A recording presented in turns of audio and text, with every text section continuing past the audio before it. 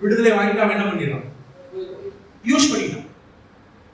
வந்தவன் ஏதோ ஒண்ணு காணிக்கை எழுதி கொடுத்தான், நம்மளும் அவனை. இப்படிப்பட்ட சபைகளிலும் கனிகள் என்பது குறைவாக இருக்கும், பெரிய அளவில் எதிர்பார்க்கவே முடியாது. அடுத்த ஸ்லைடை மாத்துங்க. முதிர்ச்சி அடைந்த நிலை அப்படின்றது என்னன்னா, சபை எந்த அளவிற்கு தேவனை அறிந்து கொள்கிறதோ அதே அளவிற்கு அறிவிக்கிறதிலும் ஈடுபாட்டுடன் இருக்கும். அததான் முதிர்ச்சி அடைந்த சபை. அங்க அதிக கனிகளை எதிர்பார்க்கும். அப்படின்னா என்னன்னா, இது எதுவுமே வேண்டாம்னு நான் சொல்லல. சபை ஒரு சபையாக இருக்க வேண்டுமானால் அங்கே சில சீர்திருத்தங்கள் அவசியமா இருக்கிறது. சில சமயங்கள்ல பல விதமான தேவைகளோடு வருகிறவர்களுக்கு சபை அவருக்கு பிரயோஜனம் உள்ளதாய் பயன்படக்கூடியதா இருக்க வேண்டும். ஆனா இதுல ஏதோ ஒண்ணு மட்டும் இருக்குதுன்னா அது சபையாகவோ அல்லது கனி கொடுக்கிற ஒரு காரியமாகவோ இருக்காது. முதிர்ச்சி அடைந்த சபைன்றது இது எல்லாவற்றையும் சேர்த்து, இது எல்லாவற்றையும் உள்ளடக்கிய ஒன்றுதான் முதிர்ச்சி அடைந்த ஒரு சபையா இருக்கிறது. பிதாவாகிய தோட்டக்காரர், திராட்சை செடியாகிய இயேசு, கிளைகளாகிய நாம். அவர் சொல்றாரு, நானும் இயேசுவும் கனி கொடுக்கிறது ஒரு பெரிய அறுவடைக்கு ஆயத்தமா இருக்கிறோம். நீ ஆயத்தமா இருக்கிறியா அப்படின்னு நம்மளை பார்த்து ஆண்டவர் கேட்கிறார். அப்படி பிரியமானவர்களே, நம்முடைய சபையை கொஞ்சம் சீர்தூக்கி பார்க்க வேண்டியது, நம்முடைய சபையினுடைய நோக்கத்தை சற்று சீர்தூக்கி பார்க்க வேண்டியது மிக மிக அவசியமா இருக்குது. மத்தேயு 22:36 வரைக்கும் நம்ம எல்லாருக்கும் தெரிந்த சில வசனங்கள் இருக்குது. மத்தேயு 22 அடுத்த ஸ்லைட் வாங்க.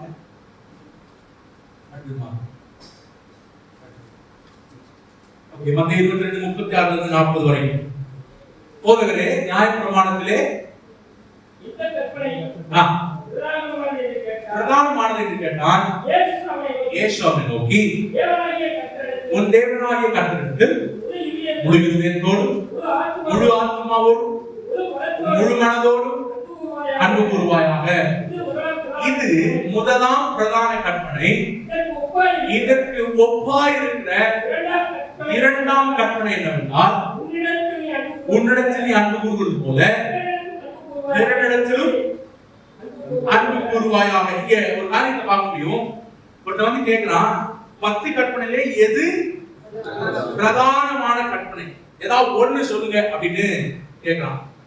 ஆண்டவர் சொல்றாரு, உன் தேவனாகிய கர்த்தர் முழு மனதோடு முழு ஆத்மாவோடு முழு இதயத்தோடு முழு பலத்தோடு என்ன பண்ணு, அன்பு கூறு அப்படின்னு சொல்லி நிறுத்தி உன்னோட நிறுத்து. அவன் என்ன கேட்கிறான், முக்கியமானது எது அப்படின்னு கேட்கிறான். அவர் சொல்றாரு, இது முதலாம் பிரதானமான கற்பனை. இதற்கு ஒப்பாய் அப்படின்னா இதுக்கு ஈக்குவலா இருக்கிற, இந்த வார்த்தைக்கு ஒப்பாய் இருக்கிற அப்படிங்கிற வார்த்தைக்கு ஹோமோ அப்படிங்கிற ஒரு வார்த்தையை பயன்படுத்துறாங்க. என்ன வார்த்தை?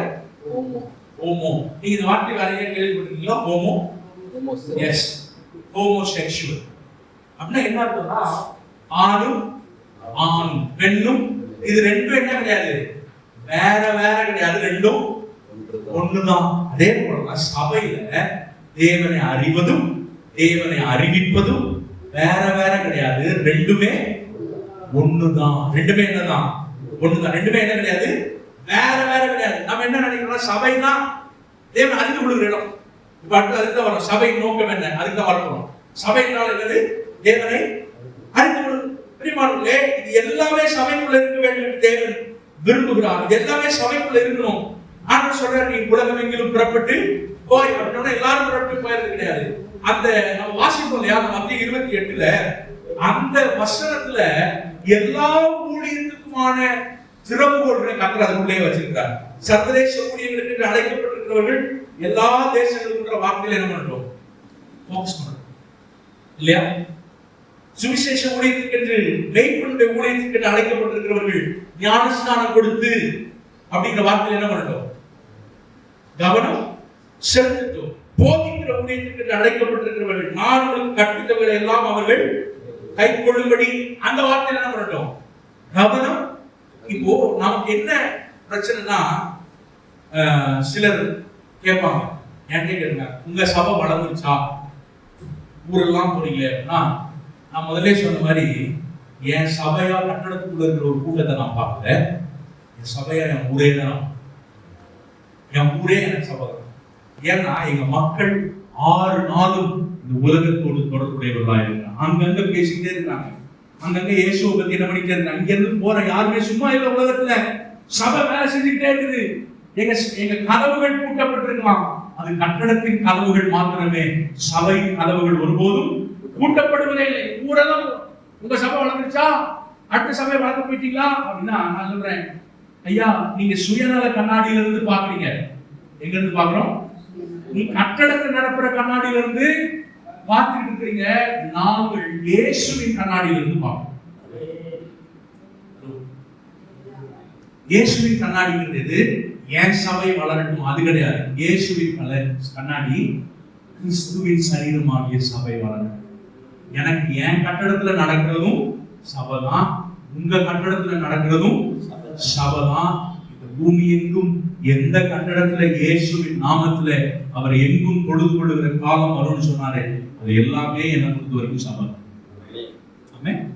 நம்ம தான் சொல்றோம் இது ஏன் சபை. யோசிச்சு பாருங்க, உங்க சபையாது இந்த அவருடைய சபை. ஆண்டவர் நம்மளை வச்சிருக்காரு. நம்மள அது மேல என்ன பண்றாரு, அதன் தலைமைத்துவத்துல அந்த கண்காணிகளாய் நம்மை வைத்திருக்கிறாரே தவிர நம்ம என்ன சொல்றோம், கண்காணியா வச்சிருக்கிறதுனால அப்படின்னு சொல்றோம் இல்ல. அவருடைய சபை.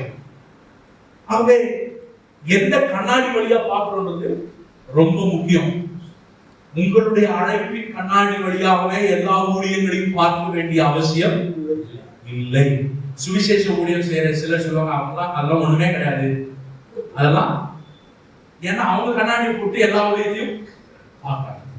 அப்போஸ்தல ஊழியத்துக்கு அழைக்கப்பட்டவர் அவங்க. நான் பாரு ஊரு ஊரா போய் சபையில என்ன பண்றேன், ஸ்தாபிக்கிறேன். ஒரே இடத்துல உட்கார்ந்து ஒரே கட்டடத்துக்குள்ள ஊழியம் செஞ்சுட்டு அவங்க சொல்றது சரிதான், தவறு இல்லை. ஆனா அவங்க கண்ணாடியில இருந்து அது சரி. அதே சமயத்துல இவர் ஒரே கட்டடத்துக்குள்ள உட்கார்ந்து நடத்திட்டு இதுவும் தவறு இல்லை. அவருடைய ஊழியம், அவருடைய அழைப்பு கட்டற அந்த பகுதியில அந்த கட்டறவரை வைத்திருக்கிறார். அப்போ நம்முடைய கண்ணாடி வழியாக மாத்திரம் பார்த்து எவரையும் எந்த ஊழியத்தையும் நியாயம் தீர்க்க வேண்டிய அவசியம் இல்லை. அவர்களுக்கு கர்த்தர் அழைப்பை கொடுத்திருக்கிறார். அவர்கள் தங்களுடைய அழைப்பிலே ஓடிக்கொண்டிருக்கிறார்கள். நான் செய்யற மாதிரி நீ ஏன் செய்யலன்னு கேட்க வேண்டிய அவசியம் இல்லைன்னு நான் சொல்றேன். நீங்க செய்யற மாதிரி அவங்க செய்யணுங்கிற அவசியம் இல்லை. ஏன்னா உங்க உலகம் வேற, அவங்க உலகம். திருச்சியில ஊழியம் செய்யற மாதிரி ராசிபுரத்துல ஊழியம் செய்ய முடியாது. ராசிபுரத்துல ஊழியம் செய்யற மாதிரி திருச்சியில, ஏன் திருச்சியிலேயே உங்க பகுதியில ஊழியம் செய்யற மாதிரி இன்னொரு பகுதியில அங்க உங்களை தவிர வேற யாரும் பண்ணவே முடியாது பாஸ்டர். அதனாலதான் ஆண்டவர் உங்களை எங்கேயோ இருந்து கொண்டு வந்து அந்த இடத்துல அந்த ஜனங்கள் மத்தியில கர்த்தர் உங்களை வைத்திருக்கிறதுக்கு ஒரு பெரிய நோக்கம். ஏன்னா அவங்க நீங்க சொன்னாதான் கேட்பாங்க. அப்போ சபையில அவரவர்களுக்கு கர்த்தர் கொடுத்திருக்கிற அந்த நோக்கத்துல அந்த அழைப்புல நாம் போட வேண்டியது மிக மிக அவசியமா இருக்குது. இத ரொம்ப உறுதியோட இதை பின்தொடரணும். அப்படின்னா விடாமுயற்சியோட.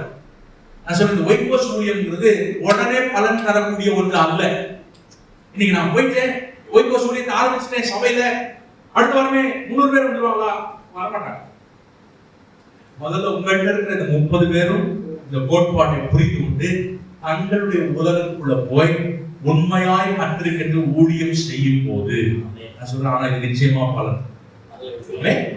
இது வந்து எப்படி வளர்ச்சி, இதனுடைய வளர்ச்சி, இந்த ஊழியத்துடைய வளர்ச்சி எப்படி இருக்குன்னா, முதல்ல உள்ள வேர் விடும். வேர் விடுறது வந்து வெளியே தெரியாது இல்லைங்களா? வேர் எங்கதான் போயிட்டு இருக்கோம், கண்ணுக்கு தெரியாம நிலத்துக்குள்ள வேலை நடந்துட்டு இருக்கும். நான் சொல்றேன், நாம் பெரிய எழுப்புதலை எதிர்பார்த்து கொண்டிருக்கிறோம். இவான் ராபர்ட்ஸ் காலத்துல ஏற்பட்ட மாதிரி வேல்ஸ் தேசத்துல எல்லாம் கொத்து கொத்தா அப்படியே வந்து சபையில விடணும், கர்த்தருக்கு சித்தமானால் நடக்கட்டும். ஆனா நான் சொல்றேன், இந்த காலத்துல கர்த்தர் வைத்திருக்கிற எழுப்புதல் என்பது வித்தியாசமானது என்று நான் உணர்கிறேன்.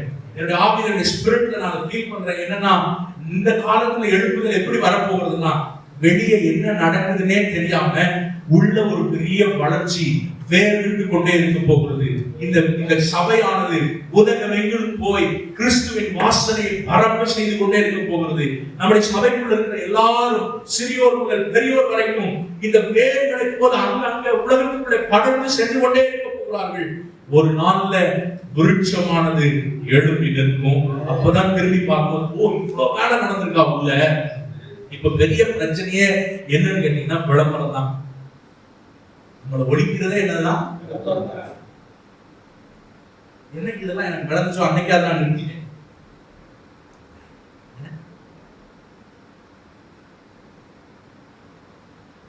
நம்ம ஊழியத்துக்கு பெரிய தடை பண்றதே என்னதான், பெரிய பெருசு போட்டு பெரிய போஸ்ட் போட்டு எல்லாம் நான் சொல்றேன் சைலண்டா வளர வேண்டும். அதுக்கு இந்த வைகோஸ் ஊழியம் பயன்படும். இந்த சபைக்குள்ள கற்றுக் கொடுக்கணும், மக்களை ஊழியம் செய்வீங்க, அப்படியே வளரட்டும் வளரட்டும் வளரட்டும், அமைதியா படம் பரவட்டும். நான் சொல்றேன் காலம் ஒன்று வரும், அப்பொழுது விருட்சமாக வளர்ந்து நிற்கும் போதுதான் சபை எப்படிப்பட்ட எழுப்புதல் அடைந்திருக்கிறது அப்பதான் பார்க்கணும்.